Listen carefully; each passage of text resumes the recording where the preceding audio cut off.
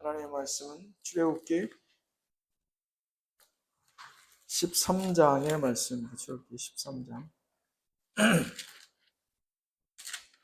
지난주에는 출애굽기 12장을 보았는데 출애굽기 13장 한 절씩 교독하겠습니다. 여호와께서 모세에게 일러 이르시되 이스라엘 자손 중에서 사람이나 짐승을 만물하고 떼에서 처음 난 모든 것을 다 거룩히 구별하여 내게 이르라.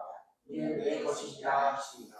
모세가 백성에게 이르되 너희는 애굽 곧 종 되었던 집에서 나온 그날을 기념하여 유교병을 먹지 말라. 여호와께서 그 손의 권능으로 너희를 그곳에서 인도하여 내셨음이니라. 이걸 위하여 너희가 나왔으니 여호와께서 너를 인도하여 가나안 사람과 헷 사람과 아모리 사람과 휘 사람과 여부스 사람의 땅 곧 내게 주시려고 내 조상들에게 맹세하신 바 젖과 꿀이 흐르는 땅에 이르게 하시거든. 너는 이 달의 이 예식을 지켜 이래 동안 무교병을 먹고 이곳에 나에게 여호와께 절기를 지키라. 이래 동안에는 무교병을 먹고 유교병을 내게 보이지 아니하게 하며 내 땅에서 누룩을 내게 보이지 아니하게 하라. 너는 그날에 내 아이에게 물을 주되 이 것은 내가 애굽에서 나올 때에 여호와께서 나를 위하여 행하신 일로 말미암으리라 하고 이것으로 내 손의 기호와 내 미간의 표를 삼고 여호와의 율법이 내 입에 있게 하라. 이는 여호와께서 강하신 손으로 너를 애굽에서 인도하여 내셨음이니 해마다 절기가 되니 여호와께서 너와 내 조상에게 맹세하신 대로 너를 가나안 사람의 땅에 인도하시고 그 땅을 내게 주시거든. 너는 떼에서 처음 난 모든 것과 내게 주께서 처음 난 것을 다 구별하여 여호와께 드리라. 수컷은 여호와의 것이니라. 나귀의 첫 새끼는 다 어린 양으로 대속할 것이요 그렇게 하지 아니하려면 그 목을 꺾을 것이며 내 아들 중 처음 난 모든 자는 대속할지니라. 후에 내 아이에게 물을 것이니라. 너는 그에게 여호와께서 백성의 권능으로 내를 해서 곧 종이 되었던 집에서 인도하여 내실세. 그때 바로가 완악하여 우리를 보내지 아니하며 여호와께서 애굽 나라 가운데 처음 난 모든 것은 사람의 장자로부터 가축의 처음 난 것까지 다 죽이셨으므로 태에서 처음 난 모든 수컷들은 내가 여호와께 제사를 드려서 내 아들 중에 모든 처음 난 자를 다 대속하리니 이것이 내 손의 기구와 내 내장의 효과가 되리라.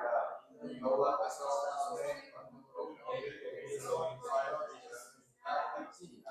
바로가 백성을 보낸 후에 블레셋 사람의 땅의 길은 가까울지라도 하나님이 그들을 그 길로 인도하지 아니하셨으니 이는 하나님이 말씀하시기를 이 백성이 전쟁을 하게 되면 마음을 돌이켜 애굽으로 돌아갈까 하셨습니다. 그러므로 이후에 광야길로 걸려 백성을 인도하시니 이스라엘 자손이 그 땅에서 애굽을 나올 때에 모세가 요셉의 유고를 가졌으니 이는 요셉이 이스라엘 자손으로 단단히 맹세하게 하여 이르기를 하나님이 반드시 너희를 찾아오시리니 너희는 내 유고를 여기서 가지고 나가라 하셨습니다라. 그들이 수컷을 떠나서 광야를 대라는 장막을 지으니 여호와께서 그들 앞에서 가시면 낮에는 구름 기둥으로 그들의 길을 인도하시고 밤에는 불기둥을 그들에게 비추사 낮이나 밤이나 진행하게 하시니 낮에는 불기둥 밤에는 불기둥이 백성 앞에서 떠나지 아니하니라. 한 절 더 보겠습니다. 12장 출애굽기 12장 1절부터 14절까지 지난주에 읽었는데 혹 또 우리가 깜빡할 수 있어서 여호와께서 애굽 땅에서 모세와 아론에게 일러 말씀하시되 너희는 이스라엘 온 회중에게 말하여 이르라. 이달 열흘에 너희 각자가 어린 양을 취할지니 각 가족대로 그 식구를 위하여 어린 양을 취하되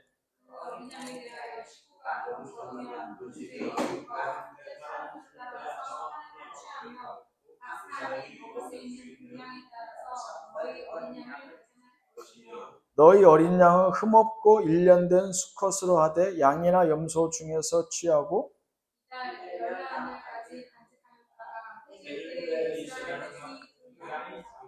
그 피를 양을 먹을 집 좌우 문설주와 임방에 바르고 그 밤에 그 고기를 불에 구워 묵은떡과 순나물과 어울려 날 것으로나 물에 삶아서 먹지 말고 머리와 다리와 내장을 다 불에 구워 먹고 아차제의 남의 지나며 아침까지 남은 것은 너희는 그것을 이렇게 먹을지니 허리에 띠를 띠고 발에 신을 신고 손에 지팡이를 잡고 급히 먹어라. 이것이 여호와의 유월절이니라. 내가 그 밤에 애굽 땅에 등단하며 사람이 짐승을 막론하고 애굽 땅에 있는 모든 처음 난 것을 다 치고 애굽의 모든 신을 내가 심판하리라. 나는 여호와라. 내가 애굽 땅을 칠 때에 그 피가 너희가 사는 집에 있어서 너희를 위하여 표적이 될지라. 내가 피를 볼 때에 너희를 넘어가리니 재앙이 너희에게 내려 멸하지 아니하리라. 너희는 이 날을 기념하여 여호와의 절기를 삼아 영원한 규례로 지킬지니라. 아멘. 기도하겠습니다. 하나님 감사합니다. 오늘도 주신 말씀 출애굽기 12장 13장 말씀을 통하여 유월절과 하나님의 구원이란 제목으로 그 은혜를 청합니다. 보내주신 성령께서 감동하시니 오늘도 진리로 아버지의 전하고 듣는 모든 이들에게 그들의 삶에 생명되게 하여 주시옵소서. 예수님 이름으로 기도하였습니다. 아멘.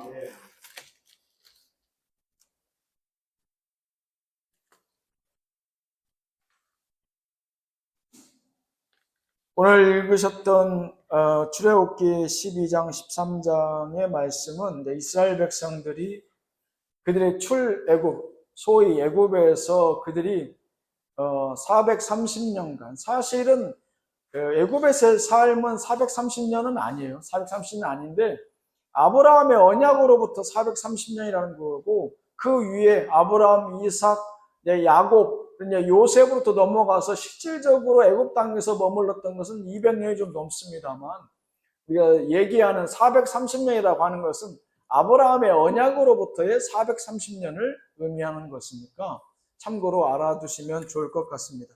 어찌됐건 하나님께서 그 아브라함의 언약, 그 언약의 완성이 바로 출애굽 사건이죠. 어느 날 갑자기 하늘에서 뚝 떨어진 하나님께서 갑자기 모세를 불러 세워서 그들에게 이스라엘 백성을 움직여라, 애굽에서 다 데리고 나와라 하시는 것이 아니란 것이죠.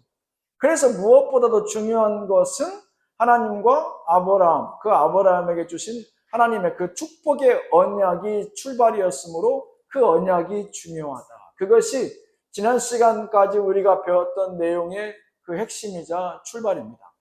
그러면서 하나님께서 이제 이스라엘 백성들에게 이제 모세를 통하여서 출애굽을 사실상 명령하시죠. 바로를 돕기 위해서 그 아론을 형과 또 후를 세우셔서 돕게 하시지만 그 모세에게만 명한 게 아니에요. 그들이 머물고 있던 땅 바로 그 애굽 땅의 지배자인 바로 그 왕에게도 명하죠. 바로 그 모세의 입술을 통해서 내가 이 백성을 이제 때가 돼서 끌고 나가야 되겠으니까 거기에 순종해라. 그 지도자는 나를 대신해서 모세가 이 모든 것을 지휘할 것이고 내 말을 모세가 너에게 전할 것이다. 바로에게는 너무나도 황당한 얘기죠. 왜? 자기들이 섬기는 신도 아니고 심지어 이제는 그들이 예전에는 총리 대신이었던 그 요셉의 일가였지만 이제는 어느덧 그 땅에 융화되어서 애굽 사람이 거의 다 되었고 심지어 그 땅의 어려운 일들, 노동을 다 감당해주는 없어서는 안 될 풍부한 노동력으로 자리 잡았기 때문에 사실은 바로의 힘이라고 할 수 있는, 권력이라고 할 수 있는 그 노동력의 대부분이 어디서 나오느냐? 이 히브리인들, 이스라엘 백성에서 나오는 거거든요. 그래서 사실은 이 이스라엘 백성을 밖으로 내보낸다는 것은 그의 정치적인 큰 타격이 입지에 문제가 생길 수 있는 그런 어려운 상황인 겁니다. 무엇보다도 그 정치인들은 그 정치적인 그 자기에게 손해와 혹 유익을 계산을 먼저 따져보는 게 우선 아닙니까? 그러니 바로는 그가 그런 이유에서라도 이스라엘 백성들을 그 모세의 말대로 출애굽시키기는 어려운 상황이었던 거죠. 어찌됐건 하나님은 처음부터 모세에게 그런 말씀을 하시죠. 이 백성이 내 얘기를 듣지 않을 것이다. 그러면 첫 번째는 이러한 재앙을, 두 번째는 이러한 재앙을. 그런 말씀을 쭉 하나님께서는 이미 예견하신 바, 그럼에도 불구하고 하나님 말씀하시기를 내가 너희에게 재앙을 내리기 전에 바로 네가 내 명령에 따랐으면 좋겠다라고 기회를 주시죠. 그런 부분에서 사실 우리의 인생도 별반 다를 바 없다라고 말씀드린 바 있습니다. 하나님은 무조건 징계하시는 공의한 하나님, 그래서 회초를 들어서 때리기를 즐겨하시는 하나님이 아니시다. 분명 우리 가운데에 우리의 과오가 있고 잘못이 있음에도 먼저 말씀하시고 회개의 자리로 나갈 기회를 부여하시는 게 바로 하나님이시다. 저 이방 백성들에게도 그 바로 왕에게도 그런 기회를 주셨는데 택해서 하나님의 자녀된 우리에게는 오죽하겠는가. 분명 하나님은 우리에게 매 순간 회개의 자리로 나갈 기회를 주신다. 하지만 결국 바로는 하나님이 예상하신 대로 그 모든 기회를 걷어차버리고 10번째 재앙, 그 초태생, 그 처음 난 것들의 다 죽음 앞에 결국은 항복하는 척하죠. 거기서 힘을 잃어요. 그래서 당장 꼴 보기 싫으니까 이 땅을 벗어나라. 그래서 야반 도주시키듯이 이스라엘 백성들을 몰아냅니다. 물론 우리는 그 결과를 알고 있지만 그 10번째 재앙에 바로는 완전히 굴복한 것이 아니었죠. 그는 거기서도 깨닫지 못하고 그 오만하고 교만한 마음이 결국 이스라엘 백성을 쫓다가 그들이 홍해에서 다 수장되고 결국 바로는 자기의 정치적인 모든 입지를 다 잃게 되는 그러한 계기가 되기 시작합니다. 아무튼 그 내용에 앞서서 하나님께서 모세를 통해서 이 9번째 재앙인 흑암 재앙과 10번째 초태생 재앙 그 중간에 출애굽기 12장 말씀에 보면 그 10번째 재앙 앞서서 6월절의 규례를 말씀하세요. 6월절. 뜬금없이 6월절이 나와요, 거기서. 말씀의 순서에 보면. 그리고 나서 10번째 재앙 초태생이 죽음 이후에 이제 너희들이 구체적으로 이제 내 애굽을 나가서 저 광야의 삶 가운데서 또 가나안 땅에 가서 지켜야 될 6월절과 무교절의 예에 대해서 하나님이 구체적으로 설명을 하기 시작합니다. 그래서 하나님의 구원과 이 6월절은 사실은 뗄래야 뗄 수 없는 상관관계를 가지고 있죠. 근데 성경에는 사실 6월절과 무교절을 혼합해서 사용하는데 어떻게 보면 우리는 훨씬 더 6월절을 많이 사용하고 6월절을 성경에서도 많이 인용하는데 사실 6월절은 하루예요. 절기라기보다는 그 무교절의 시작의 첫날이 바로 6월절이에요. 우리로 치면은 정월 14일에 1월 14일 1월 14일 음력으로 1월 14일 정월이라고 하잖아요. 그런 것처럼 1월 14일이 6월절이고 15일부터 21일까지가 무교절이에요. 근데 이 모든 것을 다 하나로 합쳐서 무교절이라고 얘기하죠. 그래서 14일부터 21일까지. 그래서 그 14일의 그 무교절 첫날을 6월절이라고 얘기하는데 성경은 이것을 혼합해서 사용합니다. 혼합해서. 근데 오히려 단 하루밖에 안 되는 그 6월절, 1월 14일, 니산월이라고도 하고 아비벌이라고 하는데 이 당시에는 아비벌이라고 하고 나중에 페르시아로 이제 유배간 이후에는 그때는 또 니산월이라고 하는 그런 언어를 써서 그 당시에 쓰던 그 이방의 언어로 니산월이라는 표현을 쓰는데 같은 날 1월에 1월 똑같이 얘기하는 건데 그만큼 이제 6월절에 대한 의미가 훨씬 앞서고 사실 무교절을 다 포함한 그러한 하나님의 큰 무게중심이 어디에 있다고 보면 될 것 같다. 6월절에 있다고 보면 될 것 같다.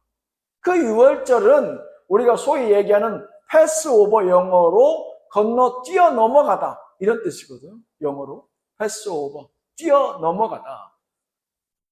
10번째 재앙이 이르기 전에 하나님께서 말씀하시죠. 그 어린 양을 잡아서 문 임방과 문설주 곧 문 들어온 입구에 사방에 다 바르라는 얘기예요. 위아래 양 옆에 임방과 문설주니까 문에 관련돼서는 그래서 죽음의 사신이 너희를 지나쳐 넘어갈 것이다. 이렇게 얘기하지 않습니까? 그래서 6월절은 패스오버예요. 사망이 나를 뛰어 넘어갔다. 그 6월절의 가장 큰 의미의 첫 번째는 사실은 죽음마저도 뛰어넘는 하나님의 사랑입니다. 6월절이 구원과 관련돼서 가장 첫 번째고 우선되는 의미는 죽음마저도 뛰어넘는 하나님의 사랑. 제가 늘 강조하지만 이스라엘 백성들은 출애굽을 그 누구도 기억하거나 원하는 사람이 없었고 10번째 하나님의 재앙 앞에 모세를 비롯해서 12장로 그 누구도 그 재앙을 피할 길을 알고 있는 사람은 단 하나도 없었어요.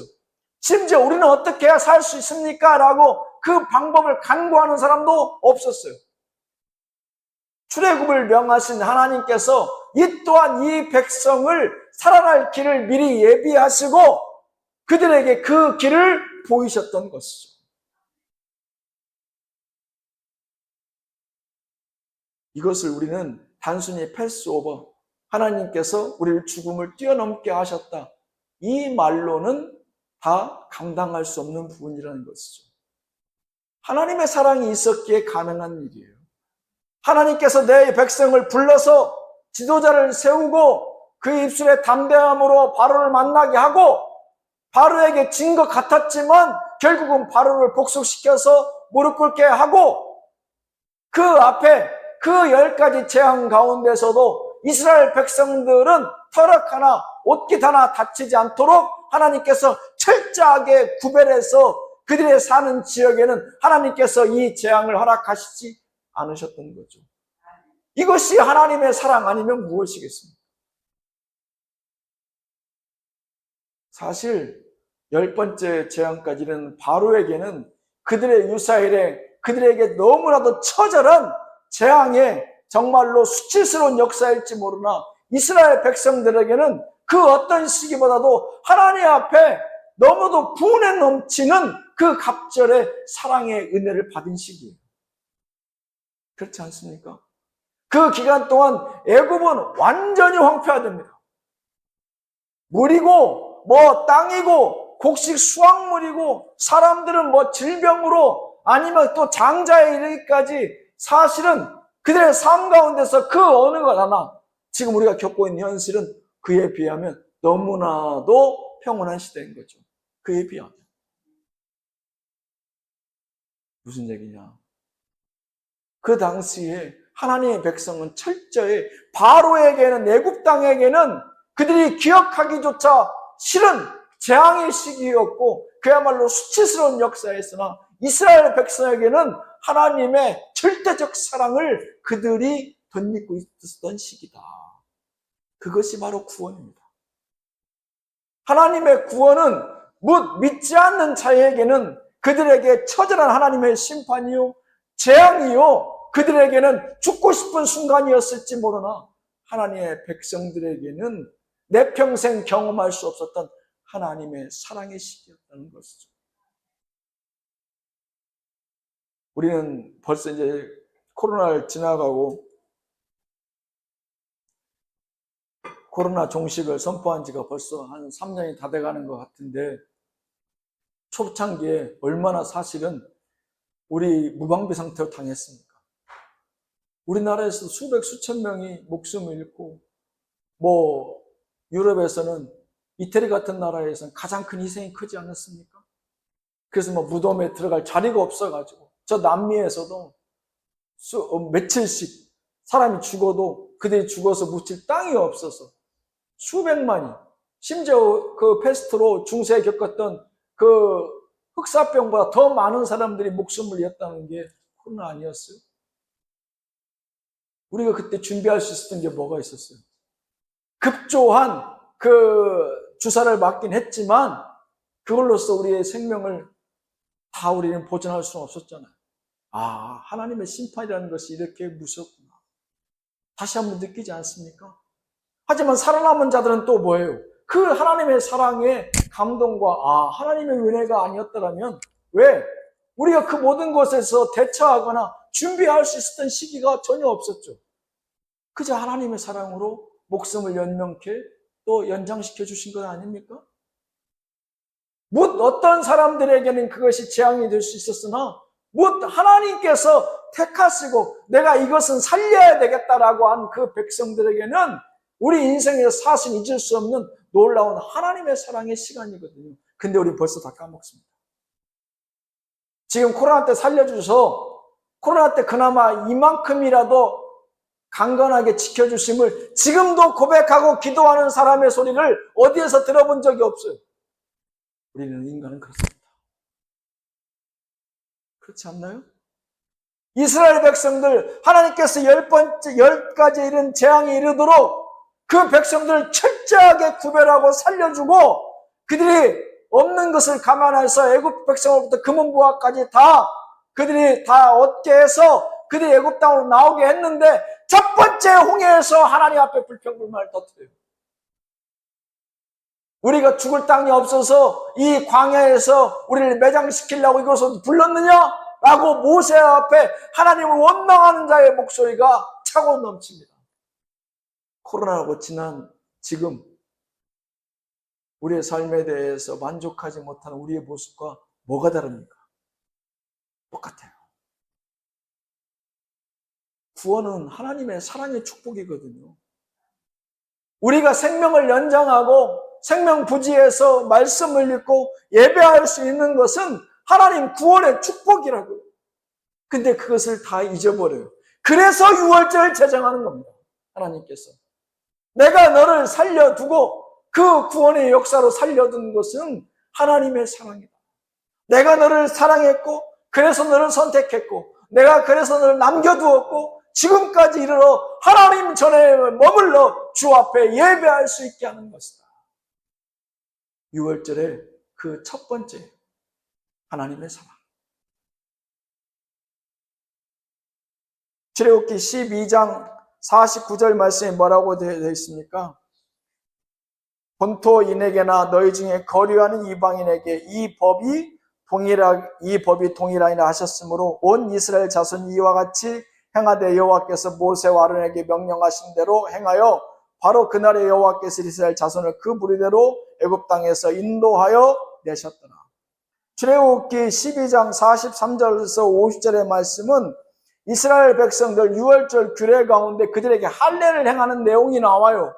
근데 그 할례는 어떤 할례냐? 아브라함이 하나님과 언약을 맺은 후에 그 백성에게 하나님께서 할례를 명하게 하시는데 놀라운 것은 할례를 받은 백성이 구원받는 것이 아니라 아브라함처럼 믿음으로 의롭다 하심을 받은 자에게 행해지는 게 할례라는 것이죠. 곧 하나님의 축복, 6월절은 믿음으로 받게 되는 축복이라는 두 번째 큰 의미를 갖고 있습니다. 믿음으로 받게 되는 하나님의 축복. 이게 바로 6월절에 하나님 죽음마저도 뛰어넘는 하나님의 사랑에 이어 두 번째 하나님의 6월절의 큰 의미인 것입니다. 로마서 4장 1절로 13절의 말씀을 잠깐 보도록 하겠습니다. 로마서 신약성경 로마서 4장 1절로 13절의 말씀은 아브라함과 하나님께서 그에게 믿음으로 의로 여기심을 받고 그에 관한 할례를 인치신 사건에 대해서 잘 정리되어진 말씀 구절입니다. 로마서 4장 1절로 13절의 말씀 한 절씩 교독하겠습니다. 그런즉 육신으로 우리 조상인 아브라함이 무엇을 얻었다 하리요?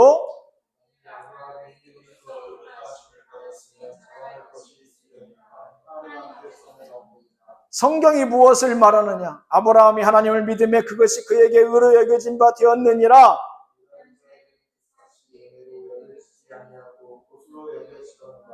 이를 아니할지라도 경건하지 아니한 자를 의롭다 하시는 이를 믿는 자에게는 그의 믿음을 의로 여기시나니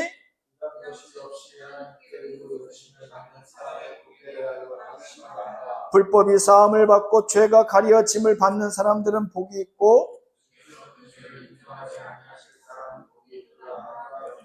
그런즉 이 복이 할례자에게냐 혹은 무할례자에게도냐 무릇 우리가 말하기를 아브라함에게는 그 믿음이 의로 여겨졌다 하노라.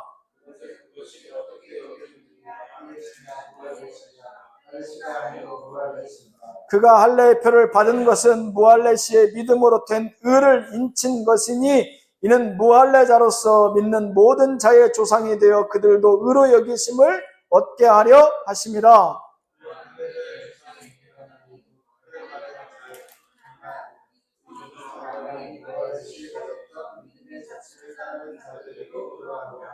아브라함이나 그 후손에게 세상의 상속자가 되리라고 하신 언약은 율법으로 말미암은 것이 아니요 오직 믿음의 의로 말미암은 것이니라.